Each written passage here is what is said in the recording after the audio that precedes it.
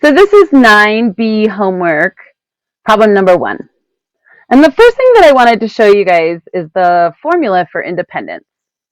So when two different events in probability are independent, then the probability of the first event alone times the probability of the second event alone will be equal to the probability of the first event and the second event. So P and B. All right. That's our formula for probability. The important thing to remember is we're going to get a number for the probability of event A, a number for the probability of event B, and then we're going to ask this question. When we multiply these two together, will that end up equaling the number that we get for the probability of A and B? Are these equal? Okay. That is how we find probability. If they are equal, then those events are going to be independent. If they are not equal, they will be dependent, right? So that's a little overview on how to find independence and dependence of events. So we're just going to go back. We're going to go ahead and work this problem. So when we work this problem,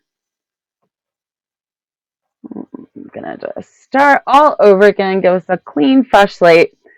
We're just going to follow that that procedure, just like we said. We're going to find that probability of the first event, or event A. We're going to multiply it times the probability of the second event or situation, what we call B.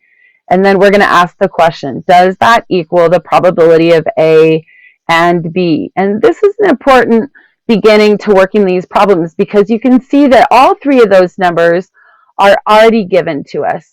So we know what the probability of event A is. We know what the probability of event B is. Now we're just asking that question, does it end up equaling the probability of A and B, which we have. So let's go ahead and plug some numbers in. The probability of event A is 1/5, right? The probability of event A is just 1/5, right? The probability of event B is 1/3. The probability of A and B is 1/6. So then we need to multiply these together. Now, when you have fractions like this, it's better to leave them in fraction form. Whenever we multiply to get, or whenever we divide to get the decimal and have to round, that we lose some information. So let's leave it as fractions at this step. How do we multiply these fractions? Well, we just multiply them straight across the top times the bottom. So 1 times 1 is just going to give us 1. And then 5 times 3 will give us 15. And then we're asking the question, does that equal 1/6? And of course, it does not.